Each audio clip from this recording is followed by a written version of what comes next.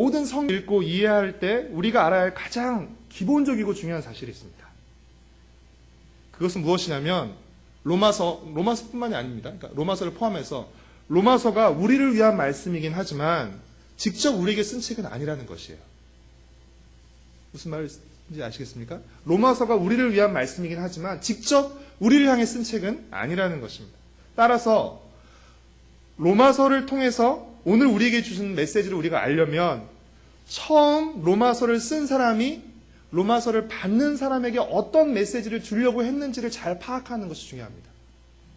왜냐하면 그 사람에게 어떤 메시지를 주기 위해서 로마서를 썼기 때문에 처음 쓴 사람이 받는 사람에게 어떤 메시지를 주려고 어떤 의도로 썼는지를 파악하는 것이 중요해요.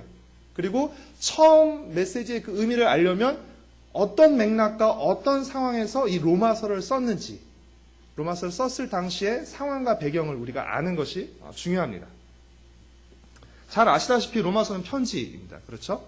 그러면 누가 누구에게 쓴 편지죠? 여기서부터 시작하는 것이죠. 누가 누구에게 쓴 편지입니까? 1절 로마서를 시작하면서 누가 썼는지를 밝히고 있죠. 1장 1절 말씀 같이 읽겠습니다. 시작. 예수 그리스도의 종 바울은 사도로 부르심을 받아 하나님의 복음을 위하여 택정함을 입었으니. 바울이 썼습니다. 누구에게 썼습니까? 7절 말씀을 같이 읽겠습니다. 로마에서 하나님의 사랑하심을 받고 성도로 부르심을 받은 모든 자에게 하나님 우리 아버지와 주 예수 그리스도로부터 은혜와 평강이 있기를 원하노라. 로마서는 사도 바울이 로마 교회 성도들에게 쓴 편지입니다. 그렇다면 사도 바울은 왜 로마서라는 편지를 썼을까요? 어느 날 갑자기 내가 로마서 써야겠다 이러진 않았겠죠. 그렇죠? 사도 바울로 하여금 로마서를 쓰게 만든 상황이 있었겠죠. 어떤 상황이 바울로 하여금 로마서를 쓰게 했을까요? 크게 두 가지 상황을 우리가 생각해 볼 수 있습니다. 첫 번째는 편지를 쓰는 바울의 상황입니다. 그렇죠. 바울이 어떤 상황을 가지고 편지를 쓰게 했고, 또 하나의 상황은 무엇입니까? 편지를 받는 로마 교회의 상황이죠. 그렇죠? 먼저 바울의 상황부터 먼저 생각해 보겠습니다. 사도행전의 기록에 의하면 바울은 이 로마서를 쓸 당시 3차 전도여행을 마무리하고 그동안 이방인 교회에서 모은 구제 헌금을 예루살렘 교회에 전달할 준비를 마치고 있는, 완료하고 있는 상태로 여겨집니다. 로마서 15장 25절과 26절 말씀을 함께 읽겠습니다. 로마서 15장 25절과 26절 말씀입니다. 함께 읽겠습니다. 그러나 이제는 내가 성도를 섬기는 일로 예루살렘에 가노니 이는 마게도냐와 아가야 사람들이 예루살렘 성도 중 가난한 자들을 위하여 기쁘게 얼마를 연보하였음이라. 3차 전도여행을 마치고 그다음에 이방인 교회에서 받은 헌금을 가지고 이제 예루살렘의 구제 헌금을 전달할 준비를 하고 있는 상황이죠. 바울은 예루살렘에 그 구제 헌금을 전달하고 나서 그 다음에 어떤 계획을 갖고 있으냐면 예루살렘에서 서바나, 지금의 스페인으로 가서 선교를 할 계획을 갖고 있었습니다. 그래서 예루살렘에서 서바나로 가는 그 길목에 로마에 들리려고 했던 것이죠. 15장 28절과 29절 말씀을 같이 읽겠습니다. 그러므로 내가 이 일을 마치고 이 열매를 그들에게 확증한 후에 너희에게 들렀다가 서바나로 가리라. 내가 너희에게 나아갈 때에 그리스도의 충만한 복을 가지고 갈 줄을 아노라. 너희는 로마 교회 성도들이죠. 바울은 로마서 15장 19절에서 예루살렘에서부터 일루리곤까지 자기가 편만하게 복음을 전했다라고 기록하고 있습니다. 예루살렘에서 일루리곤은 예루살렘에서 그리스 지역까지, 즉 동방구 사역을 사도 바울이 마쳤습니다. 그리고 이제 선교의 방향을 서반구에 있는 스페인까지 복음을 전하기를 원했습니다. 동방구 사역을 하는 데 있어서, 선교 사역을 하는 데 있어서 거점이 됐던 교회가 어디죠? 혹시 기억하십니까? 예루살렘에서부터 일루리곤까지 동방구 선교사역, 지금까지 1, 2, 3차 선교여행을 하면서 그 중요한 선교여행의 거점이 됐던 교회가 어느 교회죠? 안디옥 교회였습니다. 그렇죠? 동방구 선교사역의 중요한 거점이 됐던 교회가 안디옥 교회였고, 이제 서반구 사역을 시작하려고 하면서 로마 교회에 뭘 부탁하는 것이에요? 서방구 선교사에게 거점 교회가 되달라는 지금 부탁을 로마 교회에 하고 있는 것입니다. 이제 로마 교회가 서방구 선교사에게 거점이 되길 바울은 바랬던 것이죠. 따라서 바울은 자신의 소개와 자신의 사역 그리고 앞으로 선교 비전을 로마 교회 성도들에게 설명할 필요가 있었던 것입니다. 왜냐하면 바울은 지금까지 로마를 한 번도 방문한 적이 없었기 때문입니다. 한 번도 방문하지 않은 로마 교회 성도들에게 그렇죠? 자신의 소개와 자신의 사역 그리고 자신이 앞으로 이 스페인으로 향한 서방구 사역을 시작할 계획을 이 로마서를 통해서 알리기를 원하는 것이죠. 그래서 바울은 로마 교회를 방문하기에 앞서서 자신을 소개하고 자신이 하고 있는 이 복음 사역의 중요성을 알리기 위해서 미리 로마서라는 편지를 써서 로마 교회 성도들에게 보낸 것입니다. 이것이 로마서를 쓰게 된 바울의 개인적인 상황입니다. 그렇다면 로마서를 받는 편지를 받는 로마 교회의 상황은 무엇이었을까요? 사도행전 2장 10절을 보면 오순절날 로마로부터 온 유대인들이 예루살렘에 있었음을 말해줍니다. 오순절날 성령 강림 사건이 일어났죠. 그렇죠? 근데 그때 로마에서부터 온 유대인이 예루살렘에 있었다라고 말합니다. 오순절날 베드로의 설교를 듣고 3,000명이 회개했는데요. 아마도 이 3,000명 안에는 로마에서부터 온 유대인들도 포함되어 있었을 것입니다. 따라서 로마 교회는 뭐 바울이나 베드로와 같은 어떤 사역자가 가서 복음을 전하고 그래서 교회가 세워진 것이 아니라 오순절날 예루살렘에 왔다가 베드로의 메시지를 듣고 회심하고 돌아온 이들의 그 주도하에서 자생적으로 생겨난 교회로 여겨집니다. 그러나 로마 교회는 지금처럼 우리 교회처럼 이렇게 한 곳에 모든 성도들이 함께 모이는 것이 아니라 이렇게 가정이나 기타 여러 군데의 장소에서 이렇게 군데군데 모이는 그런 교회 형태를 띠고 있었습니다. 그렇다면 여러분, 이 초기 로마 교회의 대다수는 어떤 사람들이었을까요? 주로 유대인들이었습니다. 그렇죠? 초기 로마 교회를 이루는 대부분의 사람들은 주로 유대인이었습니다. 그런데 AD 49년에 주후 49년에 이 클라우디우스 황제가 유대인들 사이에서 다툼이 일어나는 것에 대해서 그가 격분하면서 모든 유대인에게 로마를 떠날 것을 추방령을 내립니다. 그래서 그 AD 49년에 유대인 추방령에 따라서 모든 유대인들이 로마를 떠나게 됩니다. 그러니까 유대인 성도들도 그때 로마를 떠나게 되죠. 바울이 고린도에서 그렇죠? 그 유명한 부부를 만나는데 아굴라와 브리스길라 그렇죠? 부부를 만났는데 바로 이들이 로마에서 추방된 유대인들이었습니다. 사도행전 18장 2절 말씀을 같이 한번 찾아서 읽어보실까요?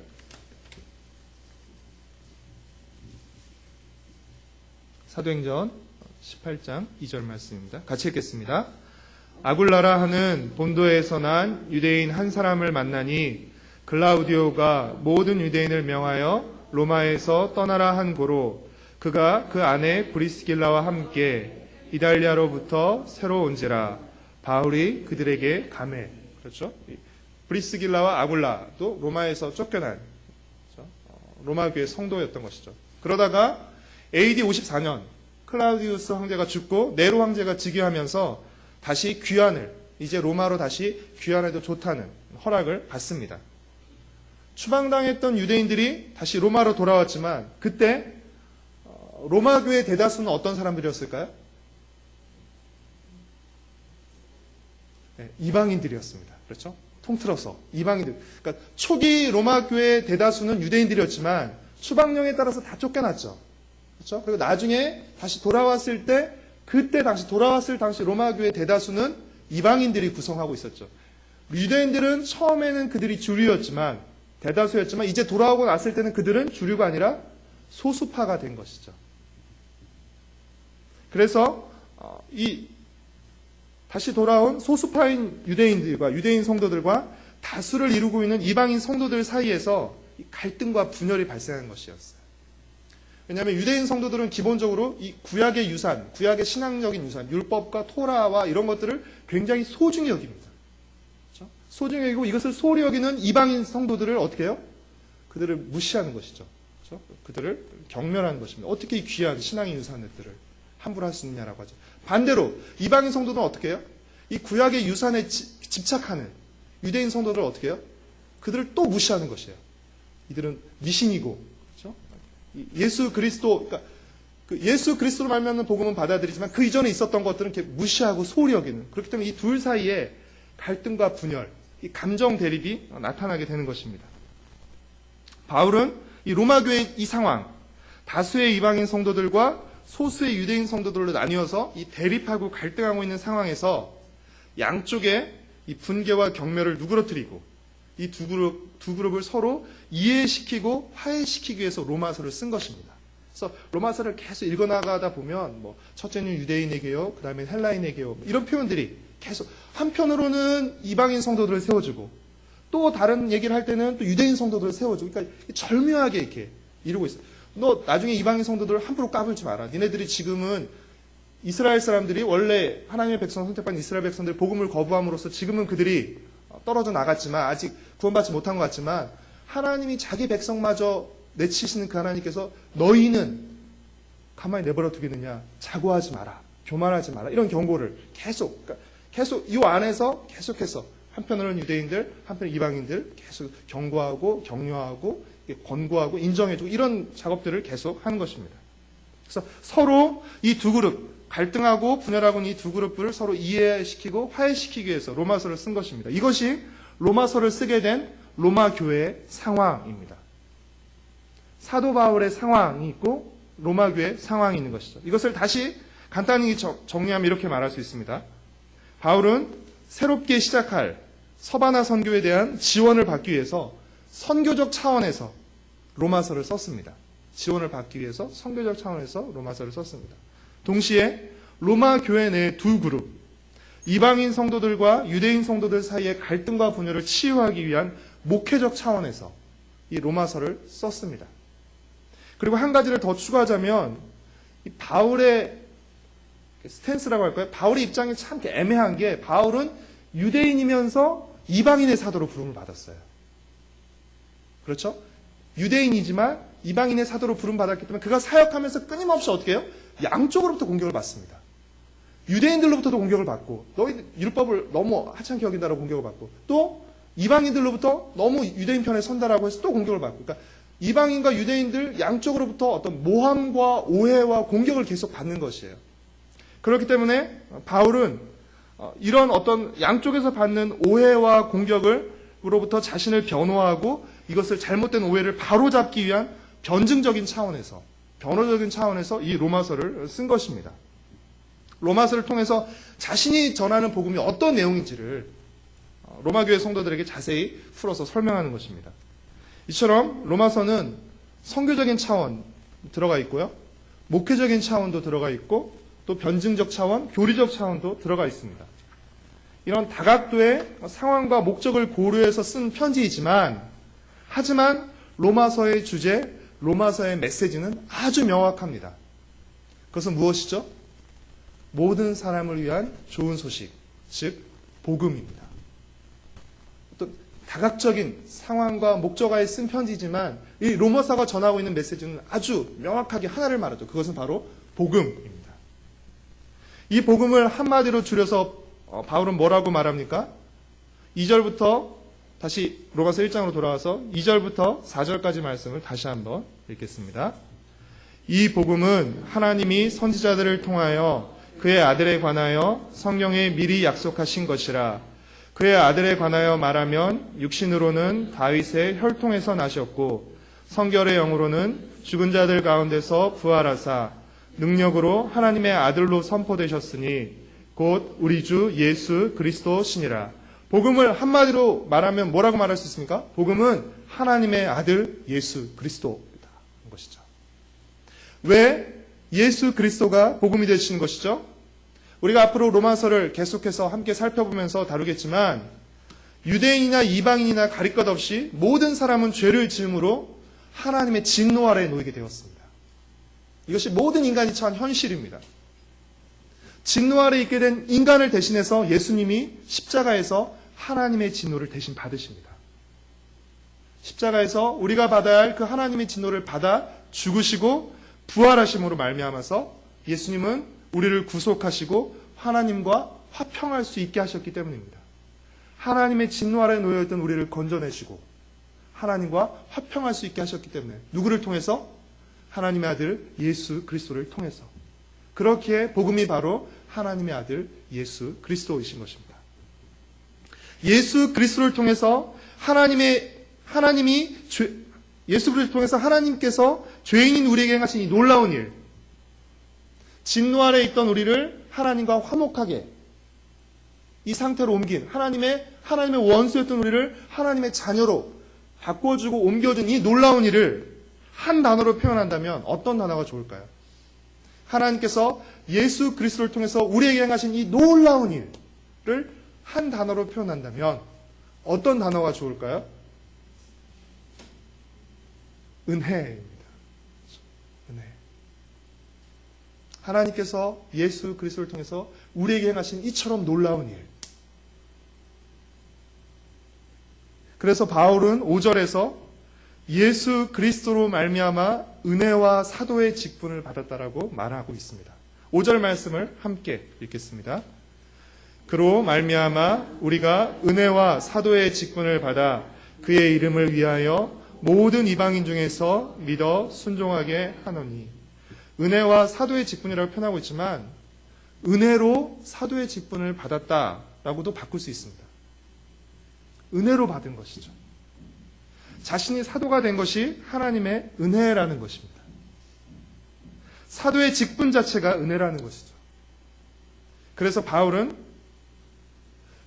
자신이 모든 사람에게 빚진 자라고 고백하는 것입니다. 하나님의 은혜로 이 사도의 직분을 받았기에 자신은 모든 사람에게 빚진 자라고 하는 것이죠. 14절 말씀을 같이 읽겠습니다.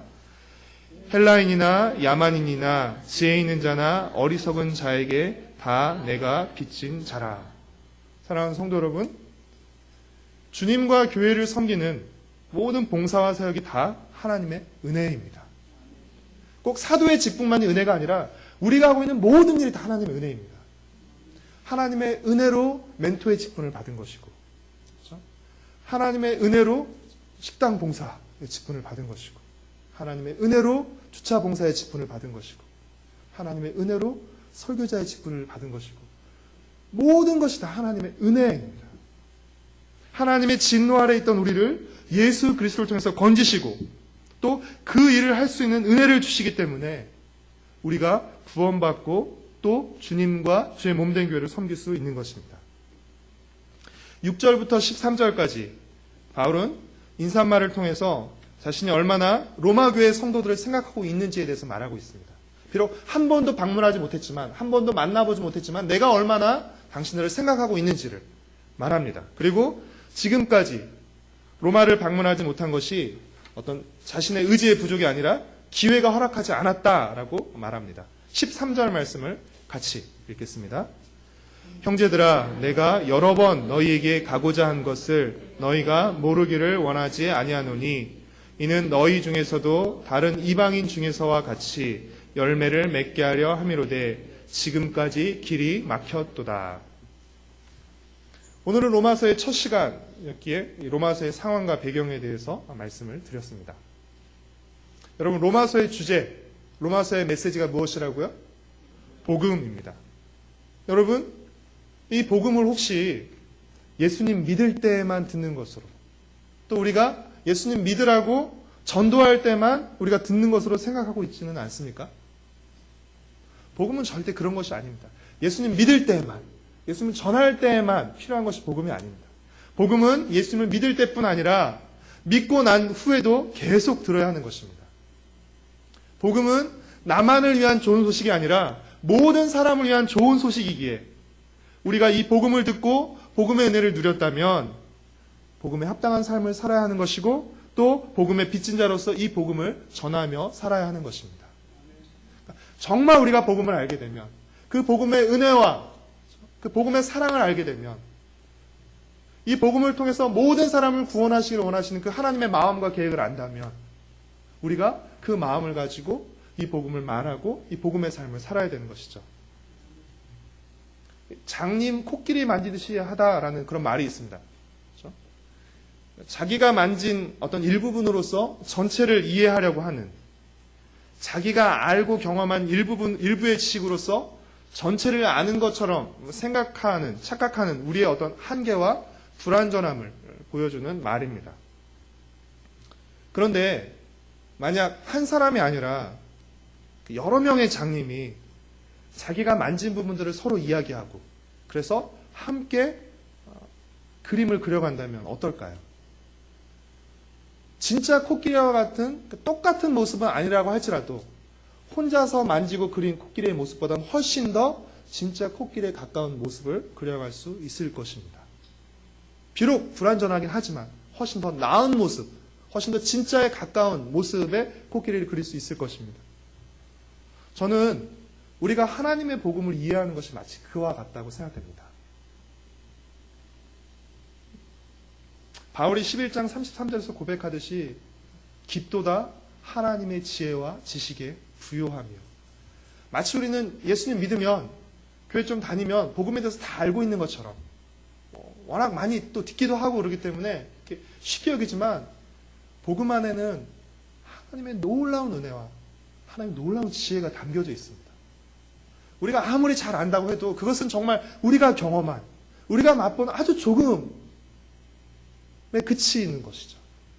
저는 우리가 함께 로마서를 살펴보는 이 시간이 제가 일방적으로 여러분에게 가르치는 시간이 되기보다 우리가 함께 로마서를 읽어가고 또 생각하고 또 여러분 개인적으로 또 공부하시고 묵상하시고 하면서 함께 복음의 더 크고 아름다운 모습을 그릴 수 있는 시간이 되었으면 좋겠습니다.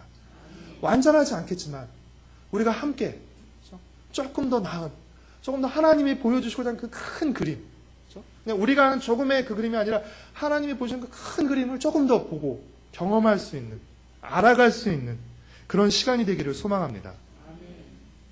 복음 안에 담긴 놀라운 은혜와 지혜를 깨닫기를 원하고, 로마서가 많은 사람들에게 영향을 주고 또 교회를 새롭게 해줬던 것처럼 우리가 함께 로마서를 읽고 살펴가면서 먼저 우리가 변화되고 또 우리 가정과 우리 교회가 새로워지는 그런 은혜가, 성령께서 로마서를 통해서 역사해 오셨잖아요. 그렇죠?